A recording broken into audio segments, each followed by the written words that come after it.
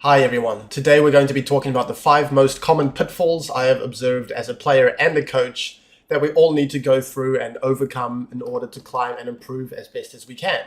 I'm going to try to keep this video short and sweet, so without further ado, let's jump into it. The first pitfall is externals versus internals. This is looking to change external factors rather than the important internal factors. Knowing that something needs to change, but avoiding or being ignorant of what actually needs to change. The externals commonly changed are things like changing your IGNs, changing your roles, changing accounts, changing champs, anything that's not within yourself.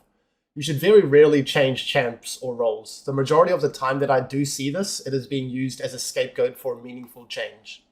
The toxic cycle that often happens is you feel something needs to change, you change an external and get an illusion of progress because you're changing something and you feel like you're moving towards a better future. The results don't improve how you would like, and then you move on to the next external to blame, etc. Then it just repeats. What actually needs to change to have better consistent results comes from within yourself, your mentality, your gameplay, your game understanding. But introspection opens up your ego to scrutiny and can be painful and difficult. However, it is necessary if you want to take your climb, your improvement seriously. The second point is not reviewing, and this one is self-explanatory. I have been one of the biggest culprits of not reviewing games in my career. I've had strong emotional reactions to thinking about my mistakes and my confidence getting hit too much by watching the mistakes over again. But reviewing, it's very important, figuring out precisely why the mistake happened and what to do next time to avoid it. Reviewing my games and analyzing my mistakes has been one of the most empowering experiences I've had through League personally. Conquering the negative emotions, being able to transcend past this one mistake in this one game. This one game's result. To improve as a player holistically is vital. If you're justifying not reviewing by not being bothered or not having the time, but you're trying to climb and have time to play 10 solo queue games a day, some self-reflecting may be in order. Please take your reviewing seriously. On to the third pitfall, this is not focusing in-game. This one is very simple and surprisingly frequent from what I have seen. Make sure you're focused on the task at hand when you get into game.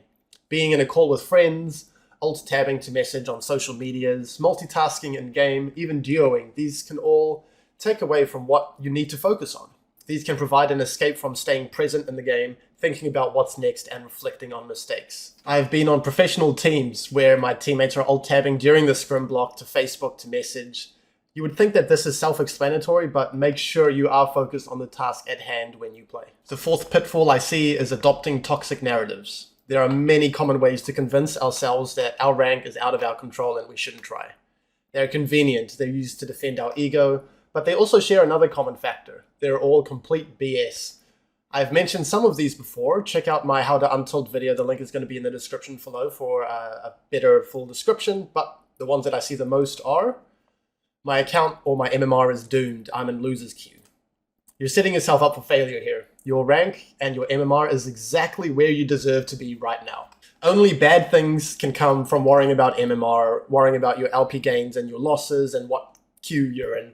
I don't even want to talk about how these systems work. Just worry about your gameplay and mentality and trust that good results will follow if you do the right things. The next toxic narrative is bads or troll teammates. Oh no, my teammates, they're always inting. I get so many trolls. My teammates are always bad. No, I don't want to hear this anymore. This is just straight up delusion. On average, everyone you play with and against is roughly the same level, as they're all roughly the same elo.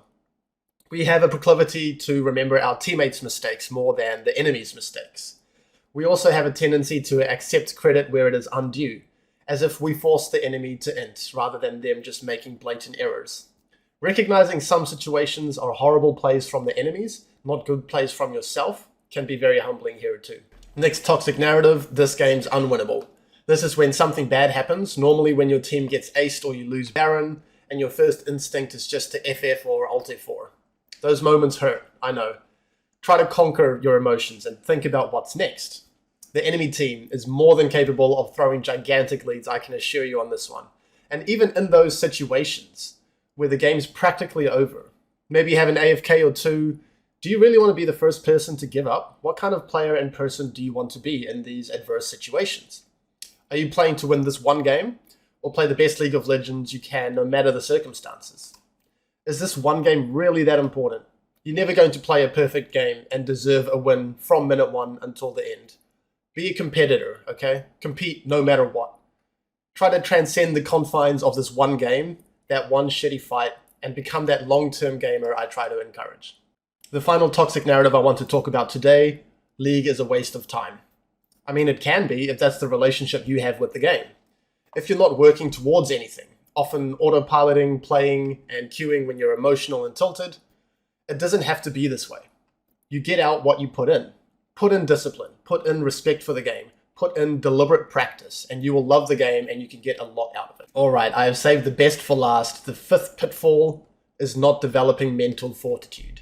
This is probably the most contentious topic for today, but I want to help you guys be the best version of yourselves, okay? You want to be mentally resilient. Take Resolve Tree primary in real life, okay? Don't let your confidence and emotional state be shattered by something as small as missing a skill shot, dying in lane once, even going on a loss streak, okay? These things happen to everyone. It doesn't have to affect how you see yourself at an identity level. Take pride in being able to stay focused no matter what is thrown your way. Exercise resilience, just like you would with your laning. These are both relevant skills to your climb. I'm saying this to all of those with whom it resonates, to try to help you get on the best track for improvement. Once again, what type of person do you want to be? We all owe it to ourselves to be the best version of ourselves that we can be. We need to take some preventative measures in order to not feel like we need to take that 2-week break or to change roles or to feel really down on something that we can have a healthy relationship with and be stronger in our approach about. We're all on this journey together. Let's hold each other accountable, hold ourselves accountable, and make the most of our time and effort, no matter how hard that can sometimes be. Much love to everyone out there, and I hope that something from this video helps you on your journey. I encourage you to join my school support Discord server and to check out my SOS and individual coaching sessions. The links are all going to be down below. Thank you for watching, and goodbye.